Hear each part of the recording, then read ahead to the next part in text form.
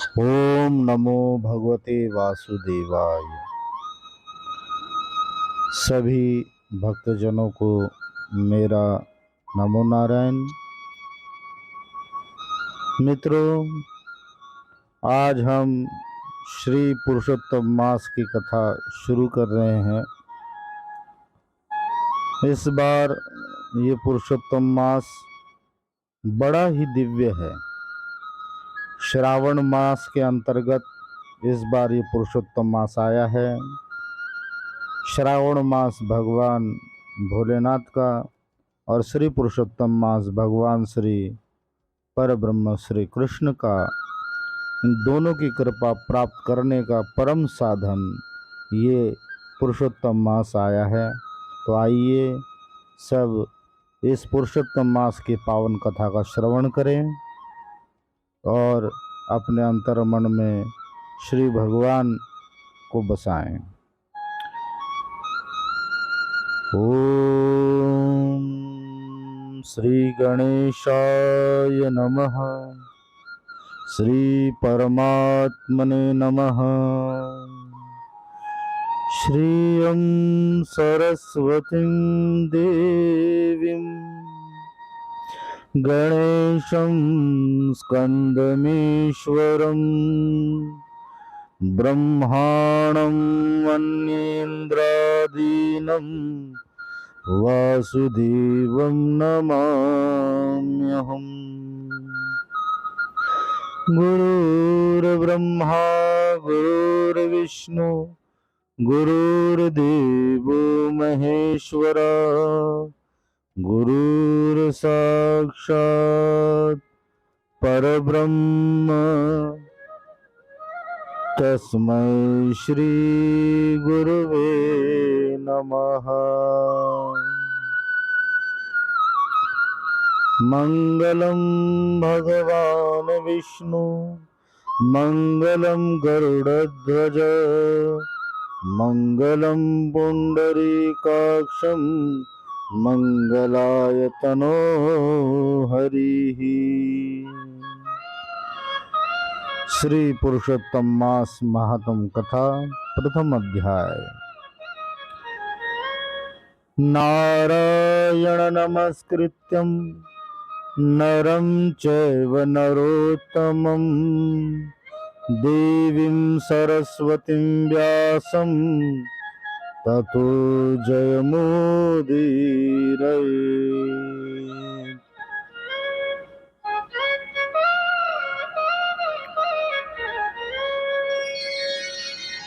कथा के प्रारंभ में आइए हम सभी नारायण नर और नरोत्तम तथा देवी सरस्वती और व्यास जी को नमस्कार करते हैं।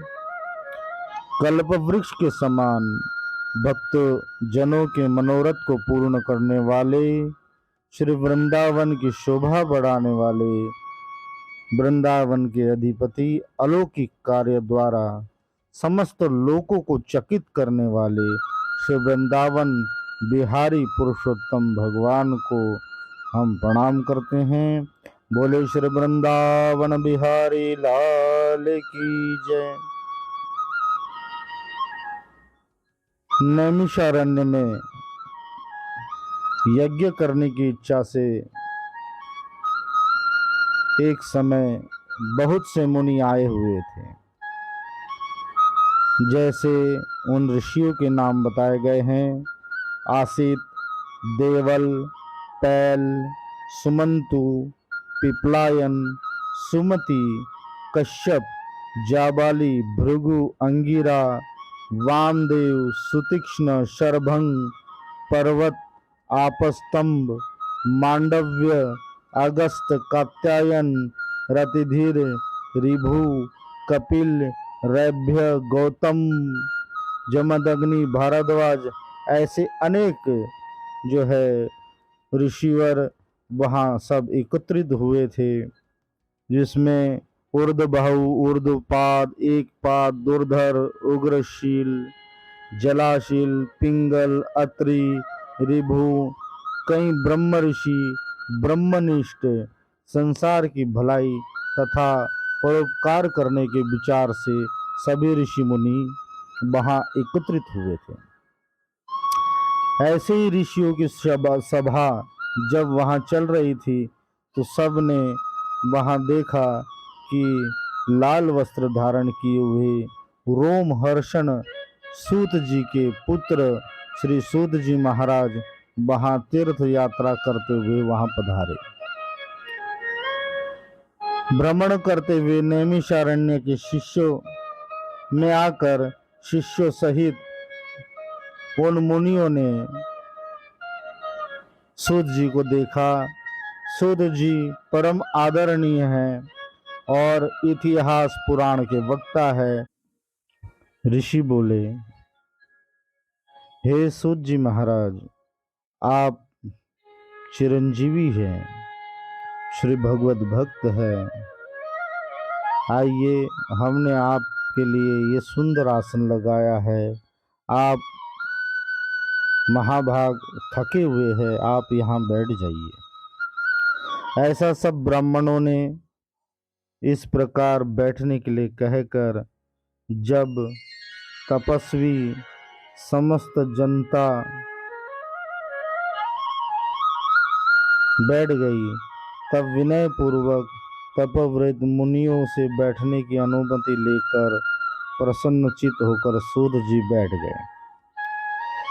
सूत जी को सुखपूर्वक बैठते हुए देखकर और श्रम रहित देखकर पुण्य कथाओं को सुनने की इच्छा वाले श्री ऋषि बोले कि हे सूत जी महाभाग, आप परम भाग्यवान हैं और श्री व्यास जी से आपने इतिहास पुराणों की शिक्षा प्राप्त की है।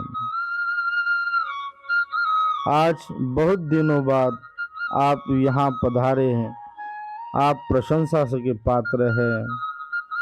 इस असार संसार में सुनने योग्य हजारों विषय है, परंतु उसमें सबसे श्रेष्ठ कर और सारभूत जो हो वो हमारे लिए कहिए।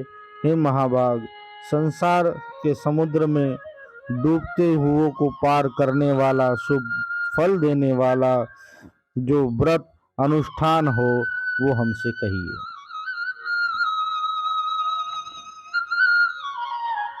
इस प्रकार शौनक आदि ऋषियों के कहने के पश्चात श्री सूत जी महाराज बोले कि हे ऋषियों,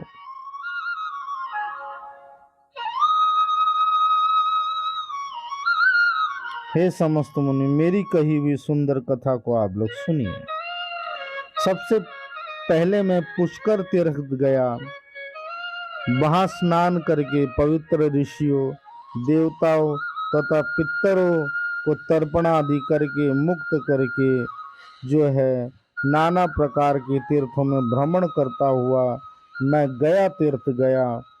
वहाँ श्राद्ध किया, त्रिवेणी पर गया। उसके पश्चात मैं पुल ऋषि के आश्रम तथा फिर सरस्वती नदी गया। इसके पश्चात भिन्न भिन्न तीर्थ जैसे कृतमाला, कावेरी, निर्वंध्या, ताम्रपाणी, तापी, वैहायसी, नंदा, नर्मदा, शर्मदा आदि नदियों में स्नान करता हुआ मैं रामेश्वर पहुंचा। तदनंतर रामेश्वर दर्शन करने के पश्चात बद्री का आश्रम गया। वहां नारायण का दर्शन कर तपस्वियों से अभिनंदन पाकर उनकी स्तुति कर सिद्ध क्षेत्र पहुंचा और सिद्ध क्षेत्र से फिर उसके पश्चात जांगल देश घूमता हुआ फिर कुरुक्षेत्र पहुंचा। कुरुक्षेत्र के पश्चात घूमता फिरता मैं हस्तिनापुर आया। वहां हे द्विजो, वहां यह सुना कि राजा परीक्षित राज्य को त्याग कर बहुत से ऋषियों के साथ परम पुण्यप्रद गंगा तीर गए हैं। उस गंगा तट पर बहुत से सिद्ध सिद्धि है, भूषण, जिनका ऐसे ही योगी लोग और देव ऋषि वहां पर आए हैं। उनमें कोई निराहार, कोई वायु भक्षण करने वाला, नाना प्रकार के व्रत और तप करने वाले वहां उन ऋषियों की सभा के मध्य में राजा परीक्षित बैठे हैं। हे मुनियों, उस समाज में कुछ पूछने की इच्छा से हम भी वहां गए। तभी हमने वहां पर ब्रह्म स्वरूप श्री भगवान वेद व्यास जी के सुपुत्र श्री महाराज सुखदेव मुनि, जो बड़े तेज वाले हैं और 12 वर्ष की उनकी अवस्था है, घुंघराले केश, सारे शरीर पर धूल मिट्टी से सने हुए, ऐसे शंख की तरह गर्दन और सुंदर मुख वाले, बड़े कंधे वाले, चमकती कांति वाले, अवधूत रूप वाले जो है सुखदेव मुनि वहां पधारे। अनेक लड़के और महिलाएं गांव की उन्हें घेरे हुए थी। कोई उन पर धूल फेंक रहा था, कोई उन्हें पत्थर। फिर भी वो श्री सुखदेव मुनि महाराज स्थित प्रज्ञ रूप में वहां बैठे थे। श्री सुखदेव मुनि को वहां पर आया हुआ देखकर सब ऋषि गण खड़े हुए। उन्होंने श्री सुखदेव मुनि को प्रणाम किया और ऊंचे आसन पर बिठाया। सुखदेव मुनि को राजा द्वारा सत्कार पाता हुआ देखकर सभी बालक और स्त्रियां जो उन्हें घेरे खड़ी थी, वो वहां से चले गए। और सुखदेव मुनि जो है पूजा को धारण कर, ब्राह्मणों द्वारा की गई पूजा को धारण कर, चंद्रमा, अनेकों तारों से घिरे हुए चंद्रमा